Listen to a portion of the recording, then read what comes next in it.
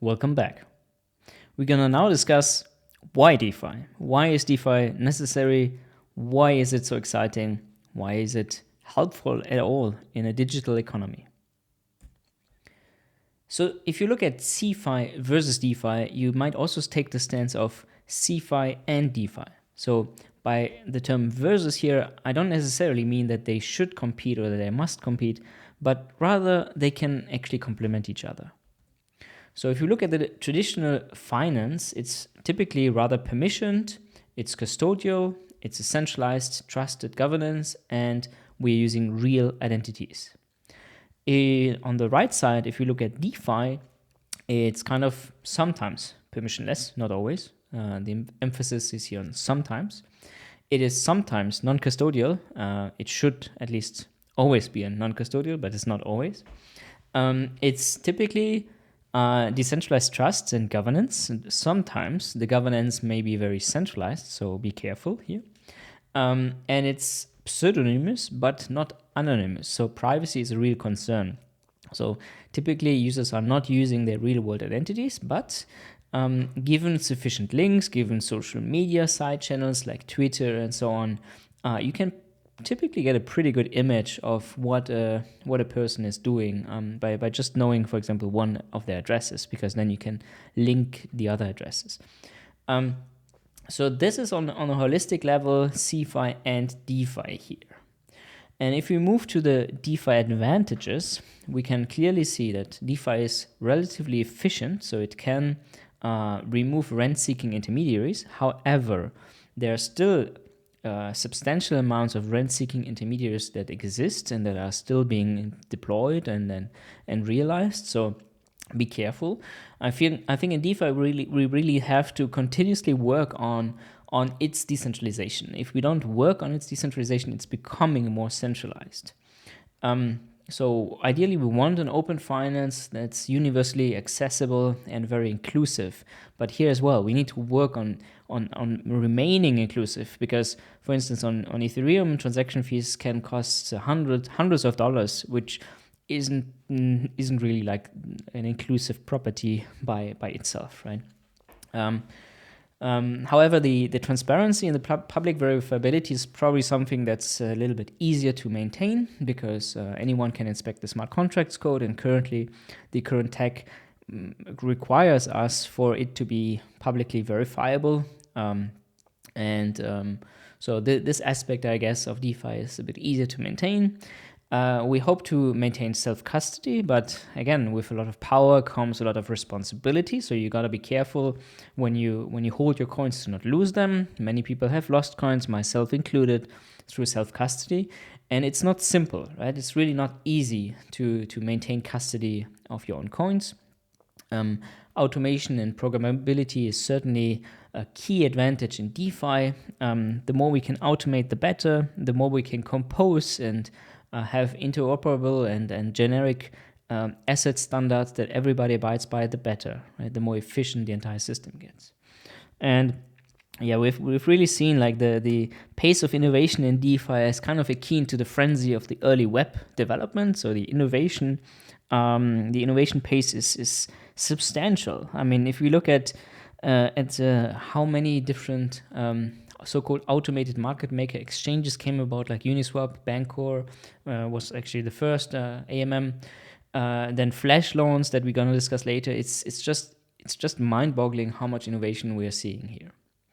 And this innovation is also translating then in its fast growth. So we have hit over 250 billion in total value locked. It's a metric to measure kind of the growth or the size of a blockchain system, or DeFi in particular. So DeFi Llama is quite a fun website here that has a variety of quite interesting metrics that I can recommend you to look at. So here in particular on the right side, right, you see here an overview, but there are many, like dozens of chains, NFTs, assets, taxes, lending, yield, insurance, and so on that you can look into. And DeFi itself isn't that old, actually. We've just started in probably around 2019. So here, even in 2020, it wasn't that big, right? In 2020, at the very beginning, but we really see here this growth, this recent growth in DeFi as a whole, which is very promising, and there's real activity among users in these protocols. And if you look here at the total TVL of individual DeFi protocols, you can see here that Curve is clearly leading the way, actually also leading the way in terms of number of chains on which it is deployed. Funny enough, Convex Finance is actually highly intertwined with Curve, so you can almost take those two together, if you will, because they're quite. I mean, Convex is basically dependent on Curve. Then we have a stablecoin with MakerDAO. We have a lending and borrowing platform, Aave. We have a wrapped Bitcoin token here, etc. If you want to look at the total DeFi users over time, one possible metric is the number of unique addresses.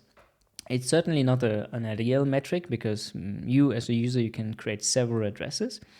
So it's always it must always be an overestimation of the real users. Still, these are kind of like the unique addresses over time that you can look at. So Dune Analytics is a website where you can crawl blockchain data. It's certainly a useful and handy tool for if you want to conduct research, like reproducible, serious research. I would rather recommend to use your own full blockchain node. So in Ethereum, that would be a full archive node. So you can spin one up, for example, if you have the Aragon client. It's rather fine at the moment. You need about 2 to 3 terabytes of SSD, NVMe SSD space, and a good CPU, and then you can sync up an such Ethereum node in a few days. So that's that's my recommendation if you want to do deep dive kind of measurement research in blockchains instead of relying on these centralized intermediaries. And here, I mean, this is what I mean, right? We need to work on being and remaining decentralized. So yeah, I know it might take a bit of effort to spin up your own nodes, but that's what it takes, right? If we all do maintain and make and invest efforts into keeping the ecosystem decentralized, then DeFi remains as decentralized as it could be. Right? Very good. So thank you. I hope this gave you good motivation why DeFi is important and how it's growing. I am myself like very excited and working every day 100% in this field. It certainly caught my attention more than 2 years ago, and I've been publishing a lot of papers in the field. Also, check out my publications about high-frequency trading, liquidations, lending, borrowing, leverage trading, DeFi mixes, etc. Would be more than happy to get your feedback on it. Thank you so much.